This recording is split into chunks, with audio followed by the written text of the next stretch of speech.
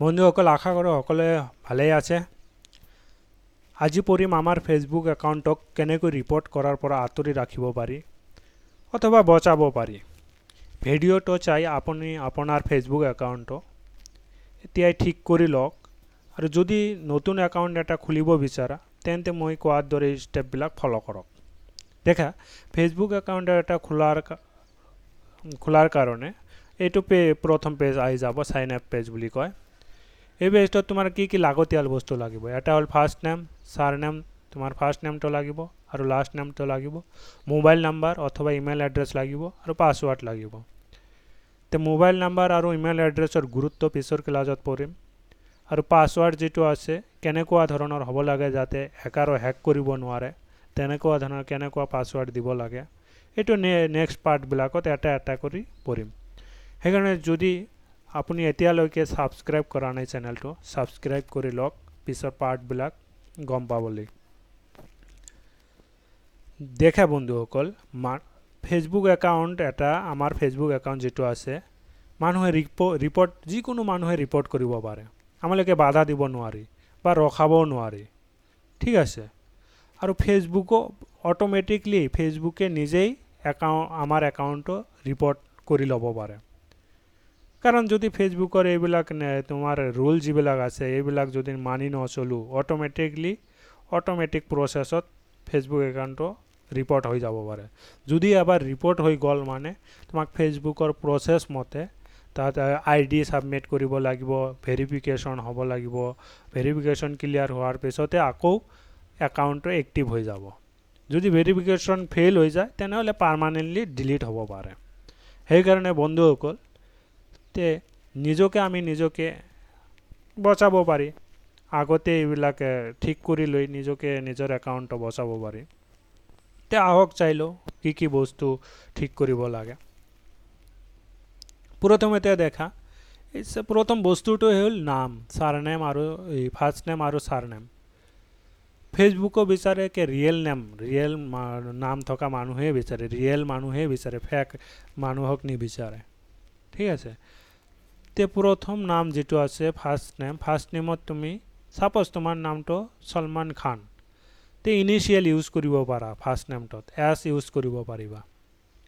তোমাৰ নাম যদি সলমান খান হয়, তোমাৰ যি নাম আছে এই ফাৰ্ষ্ট নেমৰ ইনিচিয়েলটো ইউজ কৰিব পাৰিবা। যেনেকুৱা ইয়াত দেখা সলমান খান আছে, ইয়াৰ ফাৰ্ষ্ট নেম হ'ল সলমান, লাষ্ট নেম হ'ল খান। সলমানৰ টো ইউজ কৰিব পাৰা, কিন্তু বাৰ ৰিপিট নকৰিবা, দুবাৰতকৈ বেছি ইউজ নকৰিবা, ঠিক আছে। দুবাৰ মেক্সিমাম, বেছি ইউজ কৰিলেও প্ৰব্লেম হ'ব পাৰে। গোটেইখিনি তোমাৰ কেপিটেল লেটাৰত নিলিখিবা। সলমান আছে তুমি গোটেইখিনি কেপিটেল লেটাৰত নিলিখিবা। যদি লিখিছাই তোমাৰ একাউণ্টত এতিয়াই ঠিক কৰি লওক, ঠিক আছে। আৰু এনেকৈ মিক্স এলফাবেট নিলিখিবা, মিক্স লেটাৰ যে এটা কেপিটেল দিলোঁ এটা স্মল দিলোঁ, এনেকুৱাকৈও নিলিখিবা। যদি লিখিছা ঠিক কৰি লওক। চেণ্টেঞ্চ কেছত লিখিবা, যেনেকুৱাকৈ চেণ্টেঞ্চ লিখে মানুহে, প্ৰথম আখৰটো কেপিটেল তাৰপিছত সৰু, এনেকুৱাকৈ লিখিবা নামটো। এনেকৈ মিক্স স্ক্ৰিপ্ট নিলিখিবা। এটা তোমাৰ ফাৰ্ষ্ট নেমটো তুমি ইংলিছত দিলা, ছেকেণ্ড নেমটো তুমি অসমীয়াত লিখিলা নহ'লে হিন্দীত লিখিলা, এনেকুৱাকৈ নিলিখিবা। যদি এনেকুৱা আছে এইটোও ঠিক কৰি লওক, ঠিক আছে। যদি এটা নামৰ ভিতৰতো আছে কি এছটো তুমি ইংলিছত লিখিছা, এটো ইংলিছত লিখিছা, এলটো অসমীয়াত লিখিছা, তাৰপিছৰখিনিও অসমীয়াত লিখিছা, এইটো প্ৰব্লেম আছে, তেনেহ'লে ঠিক কৰি লওক যদি আছে। এতিয়া ফাৰ্ষ্ট নেমটো হৈ গ'ল। সাৰনেমটো কেনেকুৱাকৈ দেখা, সাৰনেমটো খালি ফেচবুকতো ইম্পৰ্টেণ্ট নহয়, যিকোনো ক্ষেত্ৰতে সাৰনেমটো ইম্পৰ্টেণ্ট হয়। কাৰণ সাৰনেমে তোমাক ইণ্ডিকেট কৰে কোনটো গোত্ৰৰ পৰা আহিছা তুমি, ঠিক আছে। সেইকাৰণে সাৰনেমটো তোমাৰ যিটো ৰিয়েল নাম সেইটোৱে ইউজ কৰিব লাগে। সাৰনেমত ইনিচিয়েল ইউজ নকৰিবা, নহ'লে ফাজিও ইউজ নকৰিবা কি খান আছে খা দি দিওঁ, ঠিক আছে। যিটো ৰিয়েল নাম এইটোৱে ইউজ কৰা বেছি ভাল, ঠিক আছে।